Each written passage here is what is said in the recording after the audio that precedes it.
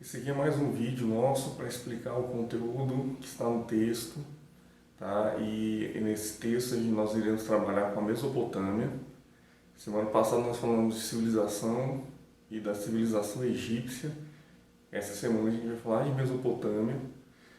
Só retomando o assunto da semana passada, nós vimos, né, que aquela pergunta, o que é arte para o contexto egípcio, que ainda não era um termo usual, né, arte, que nós tínhamos eram ofícios, né, que estavam ligados à construção e grandes construções, enormes construções, construções gigantescas, né? Inclusive hoje em dia quando a gente vai se referir a uma pessoa que faz uma obra muito grande ou alguma coisa, a gente sempre fala assim, uma obra faraônica, né? Porque os faraós eles tinham essa coisa aflorada de fazer grandes monumentos enormes, etc. Com a situação da Mesopotâmia, as coisas vão ser bem parecidas, né? Ainda falando, retornando, né, melhor aqui, começando a falar agora de Mesopotâmia, eu dei uma invertida, falei dos egípcios primeiro e depois eu deixo para falar dos mesopotâmicos agora. Mas mas a nação, o povo, a civilização a quem a gente atribui a invenção da escrita ainda é os mesopotâmicos, tá? Os mesopotâmicos que são responsáveis pelo primeiro código, né, alfanumérico, digamos assim, alfabético, né, com mais completo, é a Mesopotâmia, partindo de uma linguagem cuneiforme, né, uma linguagem feita com um pininho chamado cunis, em que eles vão batendo e vão transformando isso em texto, vão batendo na pedra de argila. Então é importante a gente frisar isso, é importante a gente deixar bem claro que a Mesopotâmia também tem uma importância enorme. É um povo com uma produção visual extremamente diversificada, né? Isso se justifica pelos vários povos que passaram por ali. Ali era um lugar onde vários povos estavam ou em conflito ou se ajudando, né? E existem características muito interessantes na arte mesopotâmica, que é o aspecto de coletividade da arte. O aspecto de coletividade, por quê? Né? Porque os mesopotâmicos dominaram a área entre dois rios, o Tigre e o Eufrates. Tanto é que Mesopotâmia significa isso, terra entre dois rios, né? E fazendo isso, eles estavam entre dois rios, eles não estavam, na verdade, assim, totalmente à margem do rio, né? Não estavam tão próximos.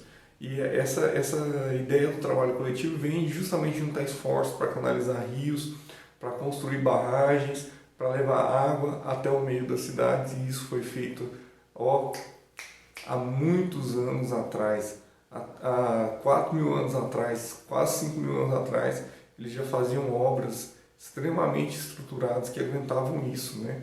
Faziam obras de, por exemplo, também de bibliotecaria ou de bibliotecagem, né?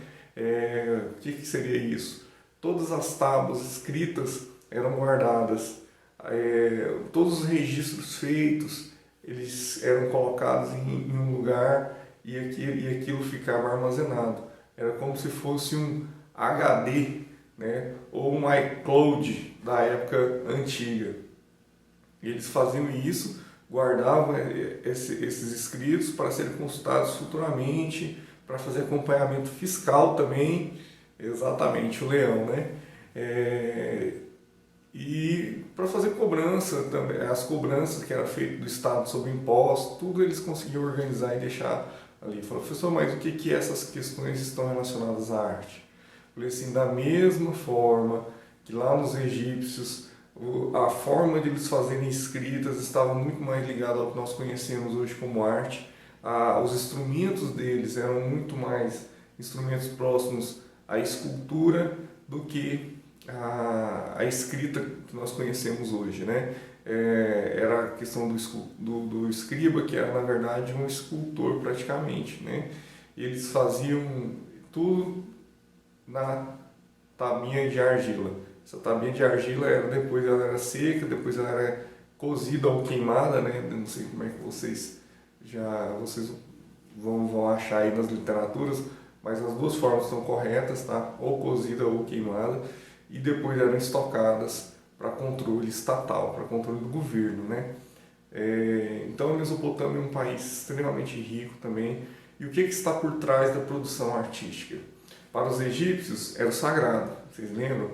Só que é o sagrado ligado à ideia de transcendência, a ideia de que vamos construir uma pirâmide porque o faraó irá atravessar, né? É uma outra fase da vida. O faraó irá fazer uma travessia, irá fazer uma jornada pelo Nilo, né? Então a ideia era um pouco essa, lógico, tinha todo um contexto até chegar no Nilo, né? Tinha que passar por Sete, tinha que passar, enfim, tinha um monte de coisa ainda antes de chegar no Nilo, mas Anubis, né? Mas assim, o sagrado egípcio estava ligado ao rei, mas através de um pensamento de transcendência. Os mesopotâmicos, por exemplo, os persas, vamos pegar aqui os persas, né? Os persas já tinham um outro contexto. Estava também ligado ao sagrado, mas o rei representava o próprio sagrado. Que é um exemplo bem claro do que eu estou falando. Quem aqui já assistiu o filme 300? No filme 300, Xerxes, ele é um deus. Ele, na cabeça dele, ele pensa que ele pode fazer tudo o que um ser humano comum não pode fazer. Que ele tem poderes sobrenatural de forma a oferecer coisas que na verdade nem pertenciam a ele, por exemplo, né?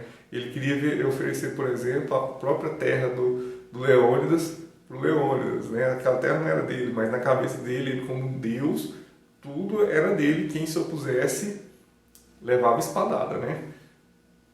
Ok. E aí, assim, Xerxes é um exemplo, né? Então, vamos pensar um pouco no exemplo de Xerxes para a gente criar um cenário de como que a arte está voltada para o sagrado nessa época. E pensa no exemplo de Xerxes, por exemplo, você lembra como que era o trono de Xerxes? Era simples? Ele era bem decorado? Decorado com o quê? Com esculturas? Decorado... e essas esculturas eram de quê? De pedra? Eram de ouro? Do que era feito, né? Quando ele se levantava e a câmera se aproximava dele, ele tinha muitos acessórios em seu rosto. Esses acessórios foram feitos por alguém, concorda comigo? Afinal de contas, ele não nasceu com aqueles acessórios. Será que até isso faria parte da produção mesopotâmica nesse sentido? Então, são algumas perguntas que a gente pode fazer, usando só o exemplo simples do Xerxes, para a gente poder pensar aqui sobre o que é a arte para os mesopotâmicos. Então a gente já tem uma ideia que é uma arte também voltada para o rei, que é uma divindade também, que é uma divindade que quer ser cultuada também, que quer receber a devoção dos seus fiéis. Tanto isso é sério que existe um aspecto muito curioso da arte dos sumérios, né? Os sumérios foram um dos povos que mais utilizaram o aspecto de coletividade em suas produções, né? Foram povos que assorearam rios, né? Então eles tinham que trabalhar juntos. Mas para o rei era muito importante receber devoção. Nesse sentido, então, o que acontece? Tinha que ter o trabalho e tinha que ter a parte da devoção. E quando a pessoa que tinha que trabalhar também tinha que ser devota. E aí ele usava de novo as ferramentas da arte para poder suprir e fazer com que eles estivessem em dois lugares ao mesmo tempo.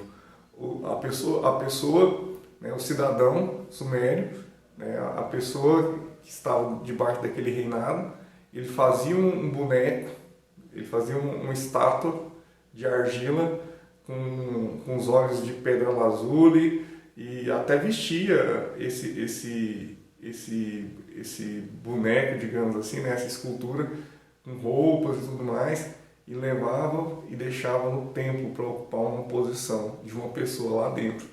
Então, assim, o templo estava sempre cheio, nem sempre de pessoas. Às vezes, de da intenção de pessoas, da representação de pessoas através de um estátua, tá?